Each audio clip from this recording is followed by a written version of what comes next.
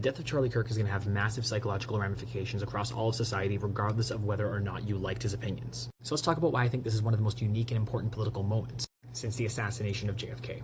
So let's remove politics from this conversation and talk about why. Regardless of whether or not you ever consumed any of his content or watched his Jubilee stuff, because of the fact that he existed in so many different spaces, including being spoofed by South Park, you probably have heard of or seen a clip of Charlie Kirk at least once, if not more. You know some of his speech patterns, you know some of the things that he's said. You subconsciously have formed a parasocial relationship with Charlie Kirk, even if it was negative. So this is different from the CEO assassination in so much that the CEO you knew nothing about before this. You knew Charlie Kirk. But it's not just that. The footage that some of us saw was very visceral, very up close, very clear. And I know that a lot of people, millennials and Gen Z who grew up on the internet, we have seen some stuff. We have seen horrific things online, very clear videos, but we didn't know the victims. This was the most high profile, well-known, visible, and shared assassination since JFK.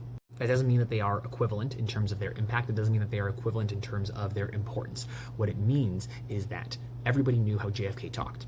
Everybody had a parasocial relationship with him, regardless of whether or not they were a fan of his politics or paid attention to the news. You knew who he was. And he was killed very publicly, very brutally. And the footage, if you saw it, was very, very clear. The difference between then and now is that you couldn't go on Twitter or TikTok and see the videos of it happening moments later.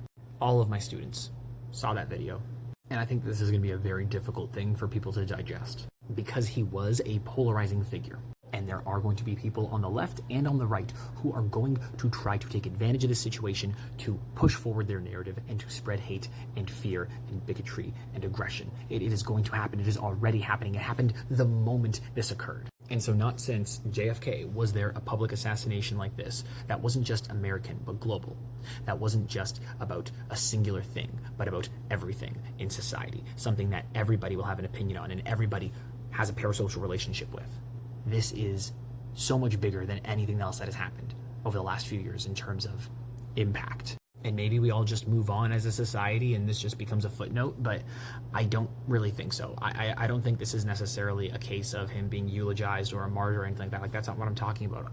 What I mean is the psychological impact from seeing the video, from seeing the discourse, from the arguments you're going to have with reasonable people.